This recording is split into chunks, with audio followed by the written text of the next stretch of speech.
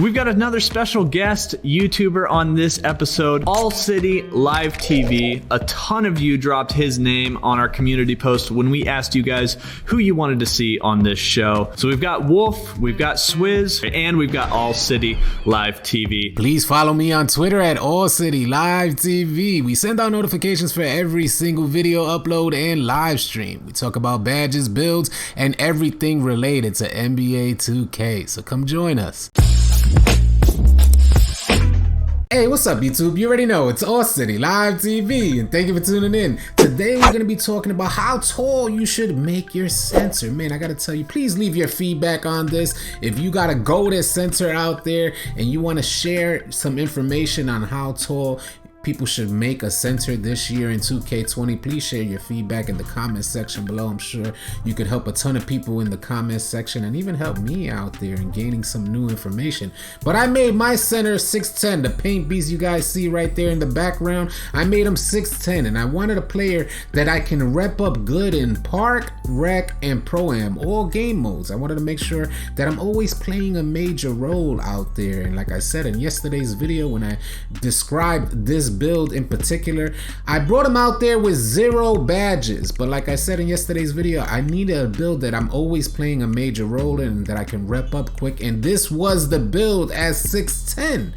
Now that's what I made, but I had a bunch of people in the comment section saying that, have you ever considered a 6'9" center? I already was worried about a 6'10" center being a liability on the boards in Rec or Pro-Am going up against 7'3" centers. I wasn't too worried about the Park. I knew I would get boards. You can see we're going up about against a 7-footer or a 7'3" player. He might be a 7-footer, the guy we're going up against now in the background, but I had no worry about getting boards. Every game was like a completely high rep up game, which I thought was super amazing. I feel, my personal opinion is 7-footers, even 6'11s move real sluggish out there, and I wanted to eliminate that. I didn't want to move sluggish. I wanted to have a high amount of agility, good acceleration. I wanted to be able to go and finish in the paint and also be dominant on defense with grabbing boards and being just a nuisance out there. So that was what I developed for my player. And I considered my teammates, the teammates that I'm running with. Shout out to Polo, man. He played great at point guard. A lot of centers are at the mercy of their point guard, but he played great with me and helped me rep up tremendously out there at 6'10". Now, I wanted to mention that 6'9". You know, we have a bunch of people saying 6'9". What do you guys think about a 6'9" sensor build? It doesn't seem right to me. Although you have a high amount of rebounding attributes, a high amount of acceleration, speed, and also a higher vertical than a lot of centers out there. Your vertical gets higher because your height is low. That's that's a big reason why your vertical gets higher, is when your height is lower, your vertical is going to go higher. That's just how it is. And as you get taller, your vertical decreases. So when you're looking at those numbers, take those factors into consideration. I noticed I made a 6'11" glass lock in the beginning of the year, and the reason why I made him 6'11" was because last year I made a 7'3" rebounding rim protector. And I was so disappointed with that rebounding rim protector. Don't get me wrong, he was great when I made him. It was super fun to play with him. He was really dominant. But then some few patches later, I had to put him on a shelf because 2K completely eliminated my rebounding rim protector at 7'3". He wasn't good in Pro-Am, wasn't good in Rec, wasn't good in Park. So I said, all right, I want to play the center build. Primarily, I'm a center. I love playing the center build. And I used to dominate. I reached mascot with a center build, and this is what I like to do. And I needed a player that moved like way back in the days when I was on 2K17 as a glass cleaner. I wanted a player that moved like that, high amount of agility, could get blocks, boards, and shoot the rock, and be a paint presence.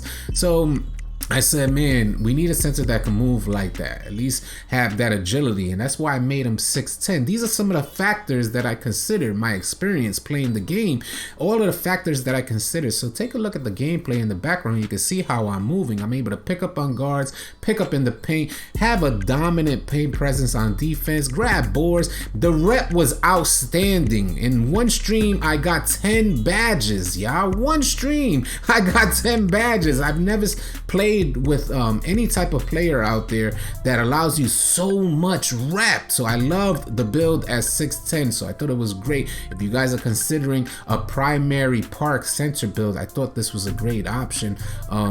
You guys could check the video that I uploaded yesterday on this best center build. The new meta center build is how I named it. This is a recommendation of Pacers Gaming, and Pacers Gaming said that this is the best center build for all game modes, and I thought it was. And we're gonna test out real soon on live stream as well. We may do it today, how he plays in rec at 6'10". If you think 6'10" is a liability, if you think that 6'10" cannot go up against a 7'3" player, come test us out on live stream. I want to learn too. I want to learn if my player is able to guard with very minimal badges, if he's able to go up against a 7'3" player that's maxed out badges or really good out there, because I have a feeling that this player is going to be really good against those 7'3" players as well. Although he may not be dominant on grabbing boards, I think he's gonna be a nuisance out there either way. So I understand my limitations for the player. It is more so about whether or not you should make like a 6'10" or a 7-footer, 6'11", 7'3". How do you make these decisions on how tall your center build wants to, you should make your center build? And like I said, some of the things that you gotta factor in are things like your teammates. Who are you running with? Because go ahead and try and bring a 7'3" player out there and run with randoms, man. It's gonna be a nightmare for you. They're not gonna know how to set you up.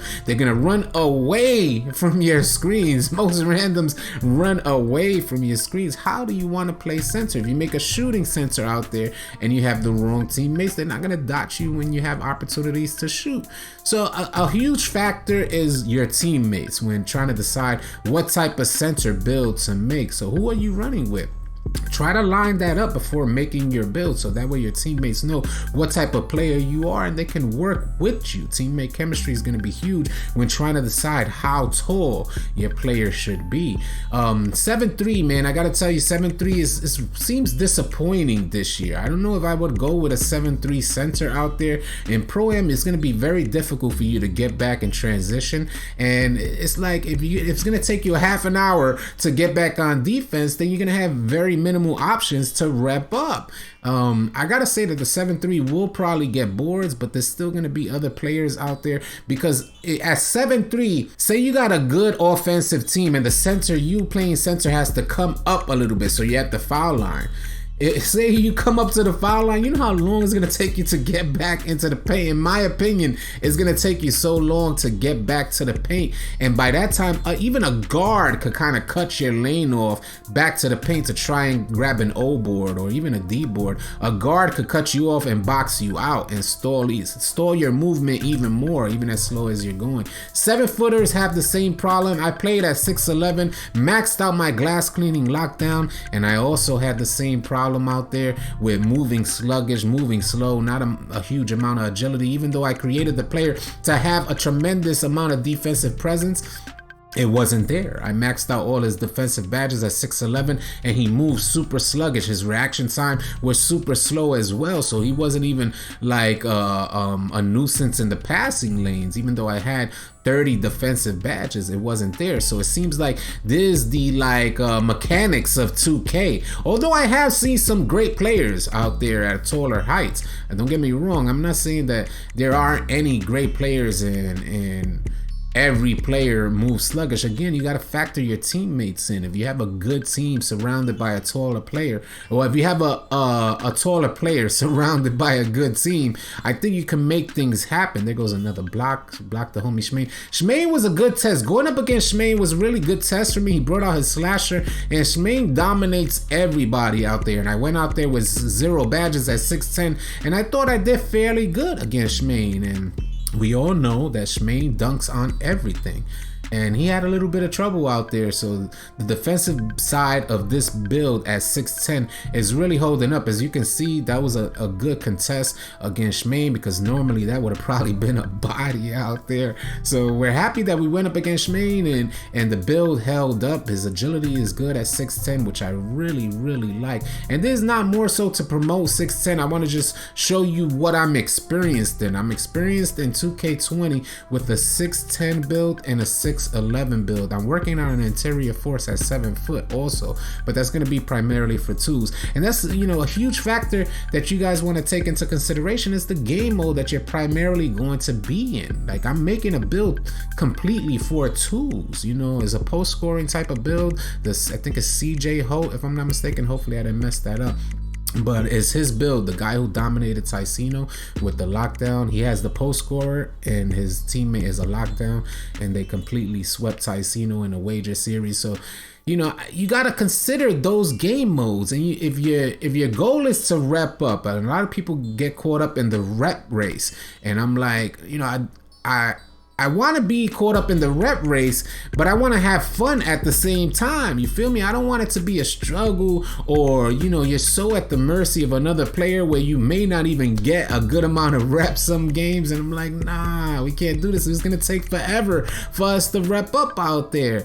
So when you're considering your center build, centers they get a tremendous amount of rep out there. So make a center build that's gonna, you know, get you that rep, or, you know, get your badges a lot easier. Consider those things as well. And the homies were telling me that, you know, I got a comment saying, you know, you're not gonna be able to space the floor, and I want to touch base on that once again. I touched base on it in yesterday's video, but I want to touch base on it once again because spacing the floor has changed tremendously. If you guys haven't noticed, spacing the floor is not the same Things have changed since the patch, and you know, the pick and roll type of offense is where it's at, man. You know, spacing the floor is not the same because people got defensive builds out there. You're running against, you know, almost all players are putting like some type of defense into their build. They realize